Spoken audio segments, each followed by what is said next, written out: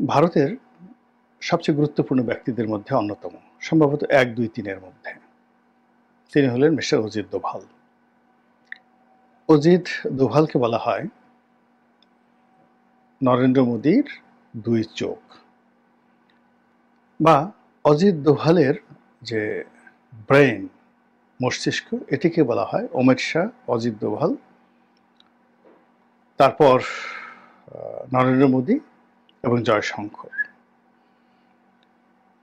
ভারতের সেনাবাহিনীর প্রধান, বিমান বাহিনী প্রধান, নৌবাহিনী প্রধান, তাদের একটা সম্মিলিত মস্তিষ্ক এই অজিত দোভালের মাথার মধ্যে কাজ করে একই সঙ্গে একইভাবে।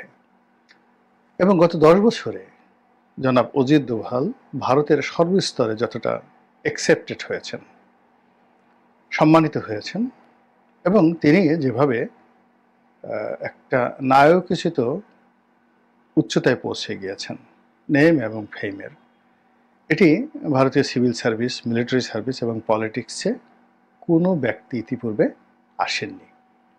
আমরা টিএন শেষনের নাম শুনেছিলাম, যিনি একসময় ভারতের প্রধান নির্বাচন কমিশনার ছিলেন। তাকে ঘিরে বিশাল একটা সেনসেশন সারা দুনিয়াতে রয়েছে, কিন্তু সেটাকে ছাপিয়ে এখন অজিত দোভালের যে হিরোইজম, এটা এমন একটা পর্যায়ে পৌঁছে গেছে যে একসময় অনেক আগে দেখতাম যে ভারতের একজন নায়িকা রয়েছেন কঙ্কনা রানাওয়াত। তো কঙ্কনা রানাওয়াত খুবই ঘাড়তাড়া প্রকৃতির একজন অভিনেত্রী, মুখে যা আসে তা বলেন, অসাধারণ মেধাবী, এবং যেখানে হাত দিয়েছেন তার জিদ করে তিনি প্রচলিত যে বলিউডের নিয়মকানুন আছে সব কিছুকে তুড়ি মেরে তিনি সফলতার স্বর্ণশিখরে পৌঁছেছেন। সে শাহরুখ খানকে পাত্তা দেন না, সালমান খানের সঙ্গে কোনো অনুষ্ঠানই করেন না, মানে কোনো সিনেমাই করেন না। কেন দরকার সালমান, শাহরুখ, আমিরকে দরকার কেন? তিনি চান যে তিনি যে সিনেমাগুলো করবেন সেখানে নায়ক থাকবে না, নায়িকা কেন্দ্রিক, সবাই তাকে নিয়ে আলোচনা করবে। এবং বাস্তবে সেই ঘটনাটাই তিনি ঘটিয়েছেন, যেটা ইন্ডিয়ান সিনেমাতে আর কেউ পারেনি। Not even Shaban Azmi, not even Smita পাতিল, কেউ পারেননি, কিংবা মীনা কুমারী। মানে সবাই নায়ক নির্ভর ছিলেন। এই একমাত্র কঙ্কনা রানাওয়াত, তার যত সিনেমাগুলো রয়েছে এগুলো সবই নায়িকা নির্ভর। নায়ককে কেউ, নায়কের নামও জানেন না। তো তাকে একবার জিজ্ঞাসা করা হলো যে আপনার স্বপ্ন পুরুষকে, বা সেই স্বপ্ন পুরুষের কার সঙ্গে আপনি সুযোগ পেলে দেখা করতে চান, আজ থেকে ৬-৭ বছর আগে। তো তিনি বললেন অজিত দোভাল। তা আমি তখন আসলে প্রথম অজিত দোভালের নাম শুনি ৬-৭ বছর আগে, কিন্তু আমার কোনো আগ্রহ জাগেনি। কিন্তু শেখ হাসিনার পতনের বছরখানেক আগের থেকে সেই অজিত দোভালের নাম বাংলাদেশে ব্যাপকভাবে আলোচিত, আর এখন তো সবাই আমরা তার সম্পর্কে জানি ইন ডিটেইলস। তো সেই অজিত দোভাল অতি সম্প্রতি, মানে ভারত এবং পাকিস্তান যুদ্ধ বিরতির পর ২ দিনের জন্য কলকাতাতে এসেছেন, এবং এটা নিয়ে কলকাতার বেশ কয়েকজন সাংবাদিক তারা ব্যাপক আলাপ আলোচনা করেছেন যে উদ্দেশ্যটা কি, তিনি এই বাংলাদেশ সীমান্তে কেন এলেন, তিনি পশ্চিমবঙ্গে কেন এলেন, কি এমন পরিকল্পনা রয়েছে, প্ল্যান রয়েছে। এটা নিয়ে তারা নানা রকম আলাপ আলোচনা সেখানে করেছেন। তো এই গেল অজিত দোভালের ঘটনা। এটা নিয়ে আরও বলবো, কিন্তু তার আগে দ্বিতীয় বিষয়টি বলে নেই। সেটি হলো যে গত কয়েক মাসে বাংলাদেশের সবচেয়ে আলোচিত যে ব্যক্তি, তিনি ছিলেন বাংলাদেশে নিযুক্ত পাকিস্তানের রাষ্ট্রদূত। এই সময়টিতে তিনি বিএনপির সঙ্গে বৈঠক করেছেন। তারপর জামাতের সঙ্গে তার যে সম্পর্কটা, সেই সম্পর্কটা মানে অ্যাজ ইট ইজ, আপন জড়োয়া ভাইয়ের মতো। এবং সবচেয়ে বড় ব্যাপার হলো যে বাংলাদেশের রাজনীতিতে পিটার ডি হাস একটা সময় খুব আলোচিত, কিন্তু তার ক্ষমতা ছিল না। কিন্তু একসময় ব্রিটিশ রাষ্ট্রদূত যিনি ছিলেন আনোয়ার চৌধুরী, তিনি, তারপরে একসময় উইলিয়াম বি মাইলাম ছিলেন, যারা খুবই প্রভাবশালী, তাদের সময়কালে তারা খুবই প্রভাবশালী ছিলেন। কিন্তু পিটার ডি হাস কিংবা ড্যান ডাব্লিউ মজিনা, তারা আলোচিত ছিলেন, সমালোচিত ছিলেন, কিন্তু তাদের ক্ষমতা ছিল না, তারা ইনফ্লুয়েন্সিয়াল ছিল না। আর একজন ভদ্রলোক ছিলেন কালো করে, বাংলাদেশে এসেছিলেন, তাকে সবাই কালা জাহাঙ্গীর বলতেন, তিনি হালকা করে বাংলা বলতেন, খুব মজার একজন মানুষ ছিলেন।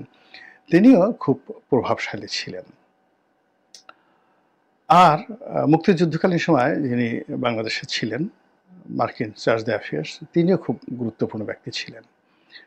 কিন্তু এই গত ৭-৮ মাসে বাংলাদেশে নিযুক্ত পাকিস্তানি রাষ্ট্রদূত, তার যে ক্ষমতা এবং তার যে ছুটোছুটি দৌড়াদৌড়ি, তার প্রভাব প্রতিপত্তি, এবং তাকে অনেকে দাওয়াত করে যে সম্মানিত বোধ করতেন, এরকম দৃষ্টান্ত কূটনৈতিক পাড়ায় এই গত ৫৪ বছরে হয়নি। এই ৭ মাসে তার পাকিস্তানের রাষ্ট্রদূতের যে গুরুত্ব, সব গুরুত্বকে ছাড়িয়ে গেছে। ভারতের কোনো রাষ্ট্রদূত বাংলাদেশে কোনো অবস্থাতে, শেখ হাসিনার জমানাতেও এরকম কেউ প্রভাবশালী ছিল না, যিনি পাকিস্তানের রাষ্ট্রদূত হয়ে গেলেন। এবং তিনি এই হঠাৎ করে যখন অজিত দোভাল কলকাতাতে, তিনি ঠিক সেই সময়টিতে বাংলাদেশ ত্যাগ করলেন, ছুটিতে চলে গেলেন।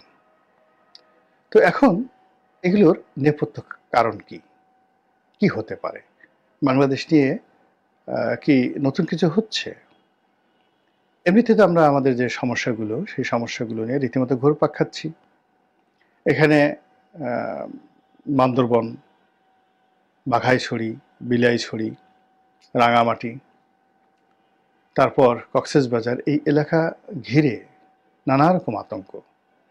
এখানে ভারত পুশিন করছে, তাদের দেশের নাগরিক গুজরাট থেকে তারা ধরে ধরে মুসলমানদেরকে এনে এই বাংলাদেশের সীমান্তে তারা পাঠাচ্ছে।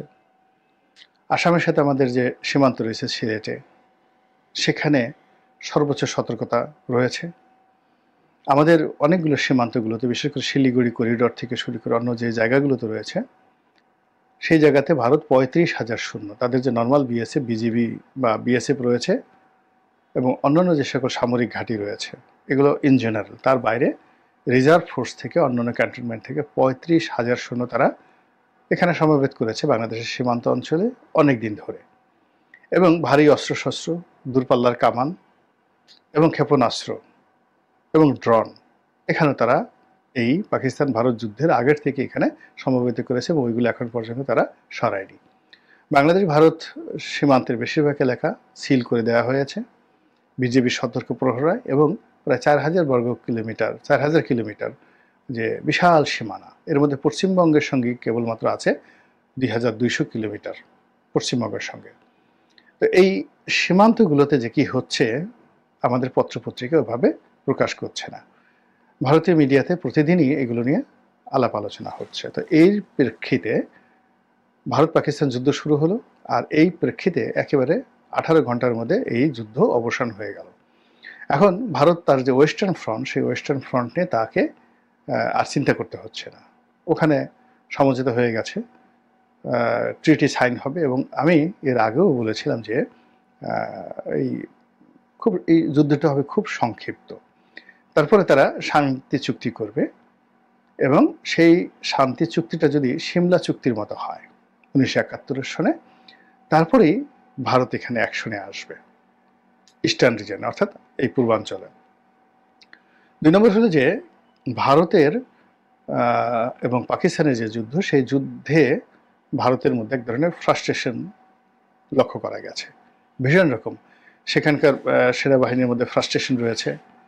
সেখানে যিনি পররাষ্ট্র সচিব রয়েছেন বিক্রম মিশ্রি, তিনি এবং তার কন্যাকে নিয়ে এমন ট্রল হচ্ছে ভারতে যে এই দুইজন পিতা পুত্রী এখন বলতে গেলে তাদের আত্মহত্যা করার মতো একটা অবস্থা তৈরি হয়ে গেছে।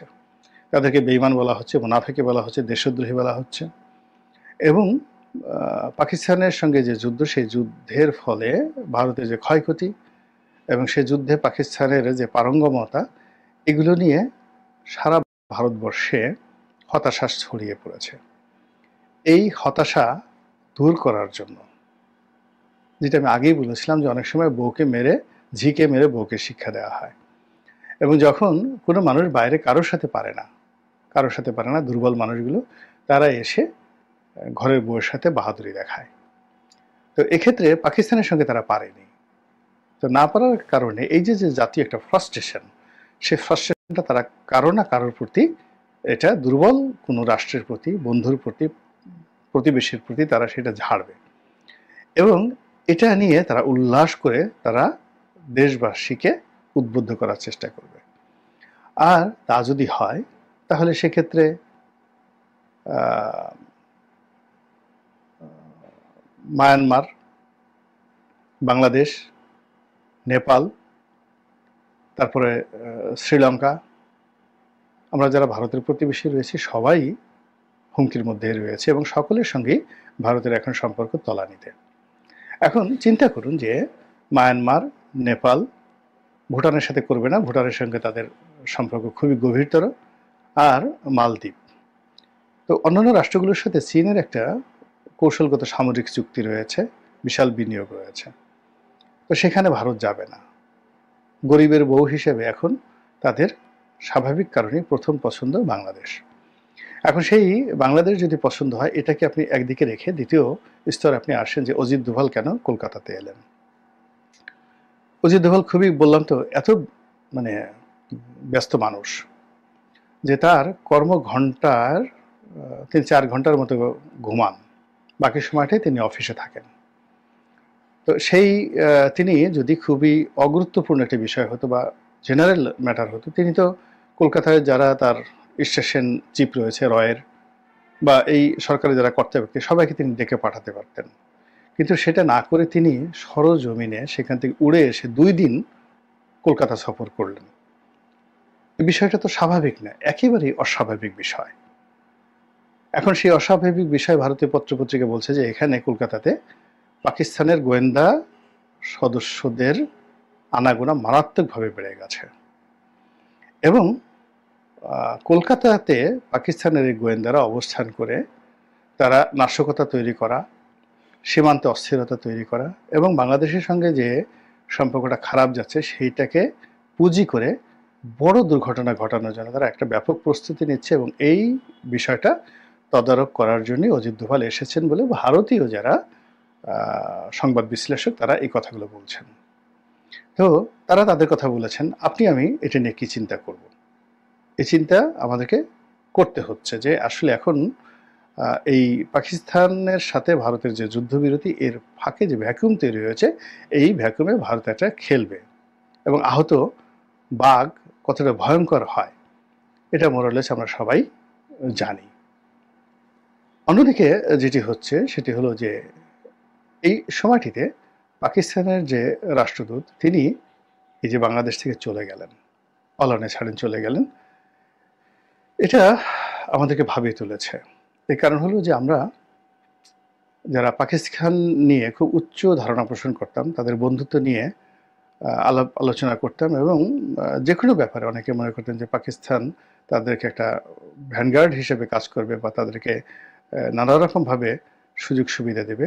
তো এই রাষ্ট্রদূতের অলানে হঠাৎ চলে যাওয়া মানেই একটা অপ্রত্যাশিত কোনো কিছু ঘটার আলামত।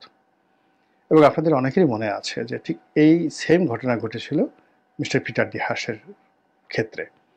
যখন 2024 সনে নির্বাচনটা হয়ে গেল, আমির নির্বাচনটা হলো, তখন তিনি মিস্টার পিটার ডি হাস এতটা দুঃখ পেলে যে তিনি চাকরিটাই ছেড়ে দিলেন এবং সেই চাকরি ছেড়ে দেওয়ার পর আমরা জানলাম যে অন্য লোক আসবে, কিন্তু পরে আর সেই লোক আসেনি, অন্য কোনো রাষ্ট্রদূত এখন পর্যন্ত দায়িত্ব গ্রহণ করেনি। ফলে আমেরিকা কিন্তু বাংলাদেশকে এখনো পর্যন্ত একটা রাষ্ট্রদূত পাঠিয়ে এটাকে নিয়ন্ত্রণের মধ্যে রেখে তারা যে বাংলাদেশের সঙ্গে একটা কূটনৈতিক সম্পর্ক স্থাপন করবেন ওই পলিসির পর্যায়ে পৌঁছেনি। বরং যেটি হলো যে এই জুলাই আগস্ট যখন বিপ্লব হচ্ছিল তখন পুরো পরিস্থিতি এমন হয়ে গিয়েছিল যে মার্কিন দূতাবাসের যত সাদা চামড়ার হোয়াইট ওয়েস্টার্ন নাগরিক ছিলেন তারা সবাই কিন্তু চলে গেছেন, ইনক্লুডিং পিটার ডি হাস সহ। কেবল স্থানীয় যারা কর্মকর্তা ছিলেন তারা কিন্তু ওই সময়টাতে ছিলেন, অর্থাৎ জুন জুলাই আগস্ট এই পুরো সময়টাতে। এবং সেই ভ্যাকুমটা এখন পূর্ণ হয়েছে কিনা আমি বলতে পারবো না, তবে পরিপূর্ণভাবে দূতাবাসের কার্যক্রম কিন্তু চালু হয়নি। তো যখন এরকমভাবে দূতাবাসের লোকজন চলে গেল এবং বাংলাদেশে যখন এই তাদের যে পলিটিক্যাল উইং অর্থাৎ দূতাবাসের এই কার্যক্রম তারা বলতে গেলে কার্যত অফ করে রাখলো, ঠিক সেই সময়টাতে নানা রকম কথা আমরা শুনতে পেরেছি যে মার্কিন সরকারের অমুক বাহিনীর অমুক বিভাগের অমুক লোক এই ঢাকা শহরে আসছে ইত্যাদি ইত্যাদি, নানা রকম ডিপ স্টেটে নানা রকম এজেন্ট, নানা রকম দুর্ঘটনা এখানে ঘটানোর জন্য তারা এসেছে। এবং এই জিনিসগুলো যদি ধরা পড়ে যায়, 50-50 ধরা পড়ে যায়, তো যারা এসছে তারা হয়তো মারা পড়বেন, তারা চলে যাবেন, কিন্তু সমস্ত ক্ষোভ গিয়ে পড়বে দূতাবাসের উপর। তো সেই দিক থেকে যদি আমেরিকান দূতাবাসের পিটার ডি হাসের চাকরি ছাড়া এবং তাদের যারা লোকজন সেখান থেকে চলে যাওয়া, তারপরে জুন, জুলাই, আগস্টের ঘটনাবলী পর্যালোচনা করেন এবং ওটার সঙ্গে যদি অজিত দোভালের এই মুহূর্তে কলকাতাতে আসা আর বাংলাদেশের রাষ্ট্রদূত যিনি মানে পাকিস্তানের রাষ্ট্রদূত তার চলে যাওয়া, তার সঙ্গে যদি বাংলাদেশের চলমান এই মুহূর্তে যে ঘটনাগুলো ঘটছে একেবারে রাজপথে, আর যে ঘটনাগুলো পর্দার আড়ালে ঘটছে গুরুত্বপূর্ণ এবং সেন্সিটিভ জায়গাতে, যে গুজবগুলো আমরা শুনছি আর যে আশঙ্কাগুলো আপনার এবং আমার মনের মধ্যে নাড়াচাড়া দিচ্ছে, সেই বিষয়গুলো নিয়ে একটু যদি চিন্তা ভাবনা করেন সরকারের লোক এবং আমরা যারা আছি তারা সবাই, আমাদের মনে হয় যে লাভ ছাড়া ক্ষতি হবে না।